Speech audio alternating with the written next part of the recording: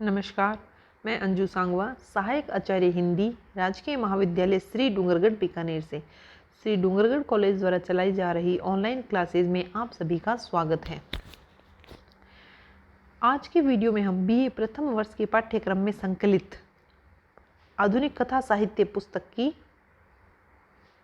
प्रथम कहानी उसने कहा था, जिसके लेखक चंद्रधर शर्मा गुलेरी हैं, उसकी बात करेंगे। आधुनिक कथा साहित्य पुस्तक में कुल 17 कहानियां दी गई हैं, जिनका हम क्रम से अध्ययन करते हुए आगे बढ़ेंगे। ये हमारे प्रथम प्रश्न पत्र के अंतर्गत सम्मिलित है। उसने कहा था कहानी चंद्रधर शर्मा गुलेरी द्वारा लिखी गई एक प्रसिद्ध कहानी है, जो कि न सिर्फ आधुनिक काल के अपितु पूरे हिंदी साहित्य के प्रसिद्ध कहानीकार माने जाते हैं। कहानी शुरू करने से पहले हम चंद्रधर शर्मा गुलेरी का थोड़ा सा परिचय देख लेते हैं। गुलेरी जी का जन्म 1883 ईस्वी और मृत्यु 1922 ईस्वी में हुई थी। उनके पूर्वज मूलतः गुलेर जिला कांगड़ा से थे। इनके पिता पंडित शिवराम शास्त्री आजीविका के कारण जयपुर आ गए थे और यहीं आकर बस गए। गुलेरी जी अपनी माता श्रीमती लक्ष्मी के प्रति बहुत ही श्रद्धा भाव रखते थे। गुलेरी जी का संस्कृत, पाली, प्राकृत, हिंदी, बांग्ला, अंग्रेजी, लैटिन और फ्रेंच आदि भाषाओं पर अच्छा खासा एक समान अधिकार था। अभी गुलेरी जी 10 वर्ष के ही थे कि इन्होंने एक बार संस्कृत में भाषण देकर भारत धर्म महामंडल के विद्वानों को आश्चर्यचकित कर दिया था। 1904 में गुलेरी जी मेयो कॉलेज अजमेर में अध्यापक लगे। उनकी असाधारण योग्यता से प्रभावित होकर मदन मोहन मालवीय ने उन्हें बनारस बुलावा भेजा और हिंदी विश्वविद्यालय में प्रोफेसर लगाया। गुलेरी जी एक ऐसे कथा लेखक थे जिन्होंने मात्र 3 ही कहानियां लिखी। देखिए, ये कितनी आश्चर्यचकित करने वाली बात है कि मात्र 3 कहानियां लिखकर ही गुलेरी जी कथा जो धारा चल रही थी उस काल में कहानी जगत में प्रसिद्ध हो गए। गुलेरी जी की प्रसिद्धि का मुख्य आधार फ्लैशबैक अर्थात पूर्व दीप्ति अर्थात पिछली बातों को याद करते हुए जो घटना चल रही है उसको उस रूप में लिखना। मुख्य आधार फ्लैशबैक शैली में लिखी कहानी उसने कहा था है। ये सन 1915 में प्रकाशित हुई थी। उनकी अन्य 2 कहानियां हैं, बुद्धू का कांटा और सुखमय जीवन। तो इस प्रकार से गुलेरी जी ने मात्र 3 ही कहानियां लिखी। उसने कहा था, बुद्धू का कांटा और सुखमय जीवन, और इन 3 कहानियों से ही वो कहानी जगत में प्रसिद्ध कथाकार के रूप में जाने जाने लगे। गुलेरी जी संपादक भी थे। उन्होंने समालोचक नामक पत्र का संपादन किया था, जिसमें वो अपने निबंध और टिप्पणियां लगातार छापते रहते थे। इसके अतिरिक्त गुलेरी जी ने कुछ निबंध भी लिखे थे। शेषुनाग की मूर्तियां, देवकुल, पुरानी हिंदी, संगीत, कछुआ धर्म, मारेसी मोही कुठाऊ जैसे निबंधों पर इनकी विद्वता की अमिट छाप है।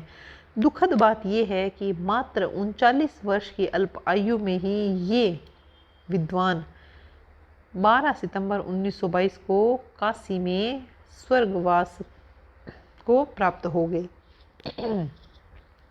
गुलेरी जी ने बहुत कम उम्र पाई, किंतु इस कम उम्र में ही उन्होंने अपने लेखनी द्वारा जो उन्होंने लेखन किया उसके द्वारा वो अमर हो गए हैं और उसी की वजह से आज भी हम इनको याद करते हैं। चलिए अब कहानी की शुरुआत करते हैं। उसने कहा था कहानी कुल 4 भागों में है। तो यहाँ हम पहले भाग से शुरू करेंगे।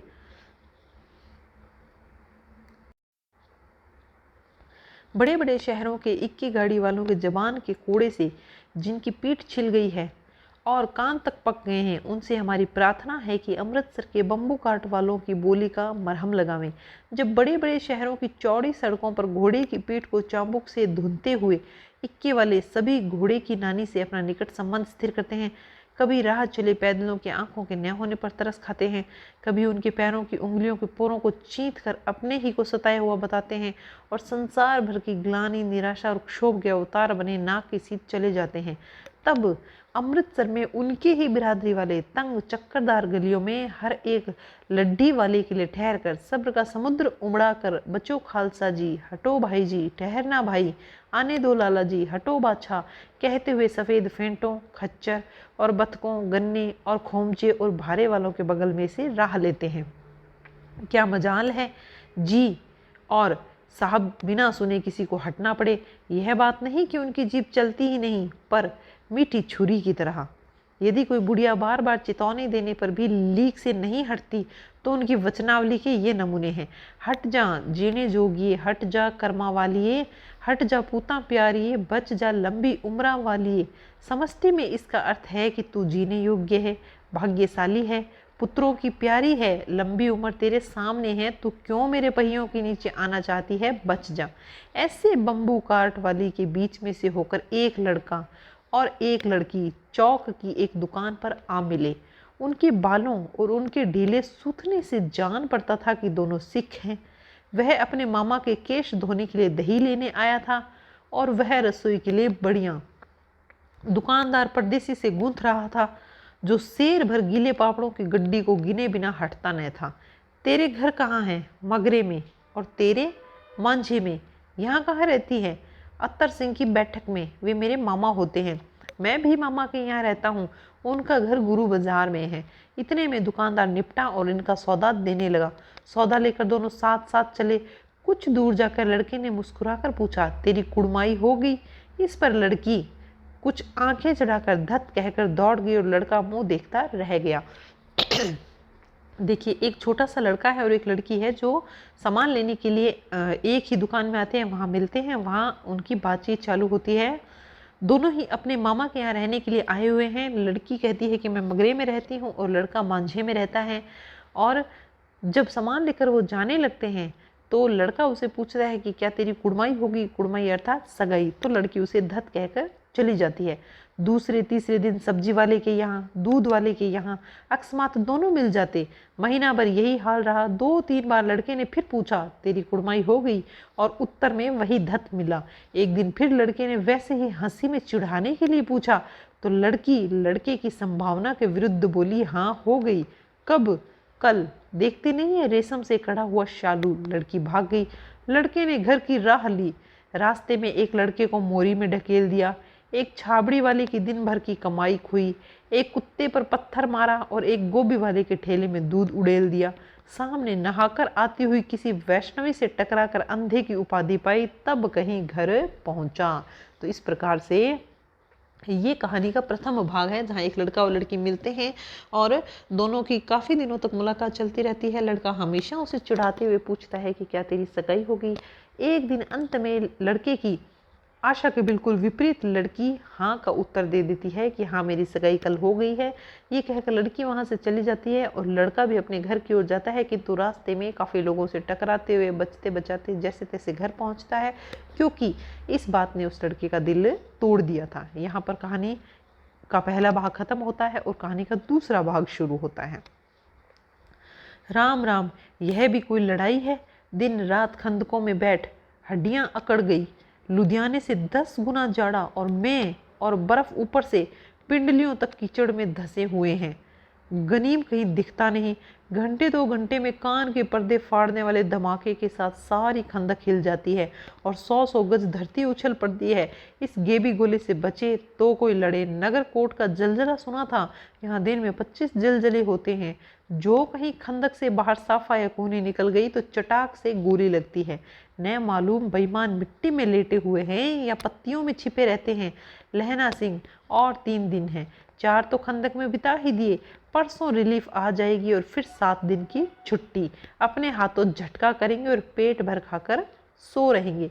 फिर उसी फिरंगी मैम के बाग में मलमल की सी हरी घास है, फल और दूध की वर्षा कर देती है। लाख कहते हैं दाम नहीं लेती। कहती है तुम राजा हो, मेरे मुल्क को बचाने आए हो। 4 दिन तक पलक नहीं झंपी। बिना फेरे घोड़ा बिगड़ता है, बिना लड़े सिपाही। मुझे तो संगीन चढ़ाकर मार्च का हुक्म मिल जाए, फिर 7 जर्मनों को अकेला मार कर न लौटूं तो मुझे दरबार साहब की देहली पर मत्था टेकना नसीब न हो। पाजी कहीं की कल्लों के घोड़े संगीन देखते ही मुंह फाड़ देते हैं और पैर पकड़ने लगते हैं, यूं अंधेरे में 30-30 मन का गोला फेंकते हैं। उस दिन धावा किया था, 4 मील तक एक जर्मन नहीं छोड़ा था। पीछे जनरल साहब ने हट आने का कमान दिया, नहीं तो सीधे बर्लिन पहुंच जाते। क्यों? सूबेदार हजारा सिंह ने मुस्कुरा कर कहा। लड़ाई के मामले जमादार या नायक के चलाए नहीं चलते, बड़े अफसर दूर की सोचते हैं।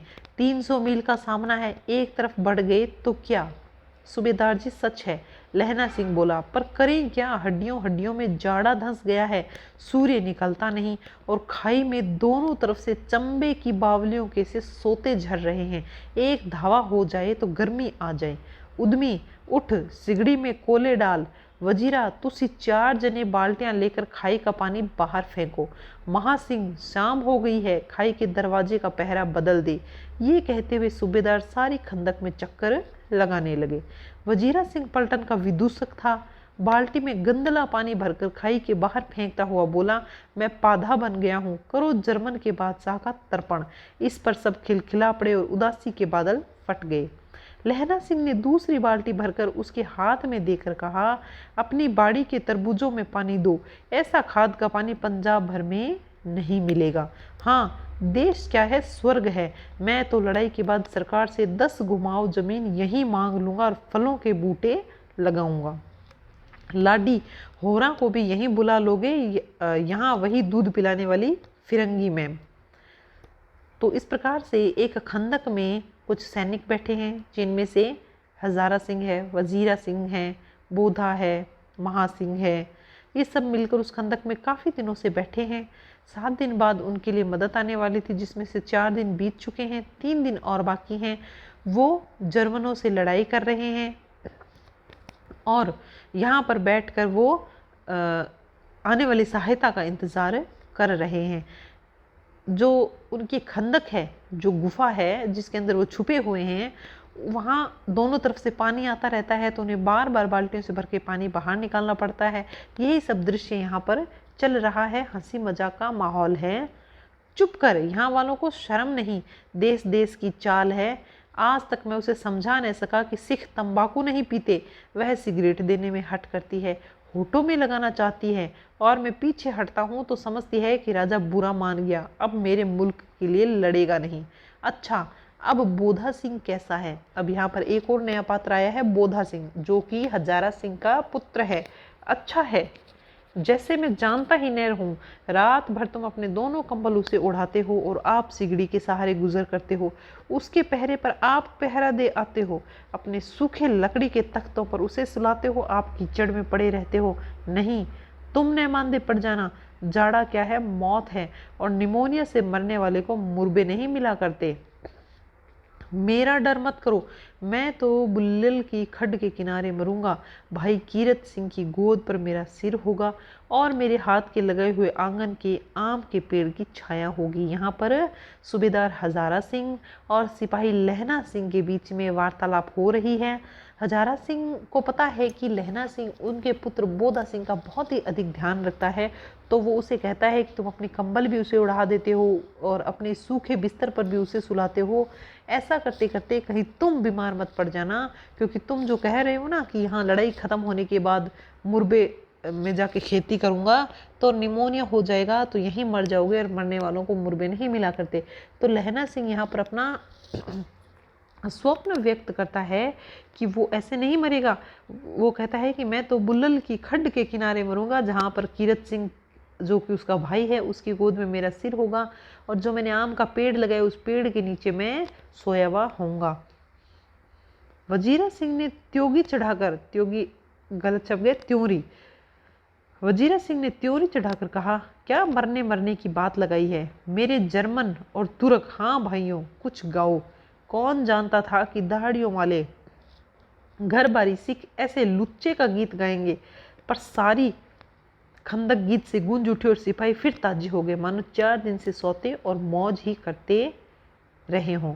तो इस प्रकार से ये दूसरा भाग खत्म हो जाता है। पहले दृश्य में एक लड़का लड़की मिलते हैं और फिर लड़की की सगाई हो जाती है और वो एक दूसरे से अलग हो जाते हैं। दूसरे दृश्य में बताते हैं कि सूबेदार हजारा सिंह है और उसके साथ में कुछ सिपाही हैं जो एक खंदक में फंसे हुए हैं 4 दिन से, और 3 दिन उन्हें वहाँ बिताने हैं। उसके पश्चात उनकी सहायता आने वाली है और उस खंदक में समय व्यतीत करने के लिए वो आपस में एक दूसरे से हंसी मजाक कर रहे हैं। एक सिपाही है बोधा सिंह, जो कि इस समय बीमार है और लहना सिंह उसका बहुत ध्यान रख रहा है। हालांकि बोधा सिंह सूबेदार हजारा सिंह का बेटा है, फिर भी लहना सिंह उसका ध्यान रख रहा है। वो उसका इतना ध्यान क्यों रख रहा है, उसका क्या स्वार्थ है या क्या वजह है ऐसी, ये हमें अगले भाग में पता चलेगा, जिसकी बात हम अपने अगले वीडियो में करेंगे। तब तक के लिए ऐसे ही जुड़े रहिए और पढ़ाई जारी रखिए। धन्यवाद।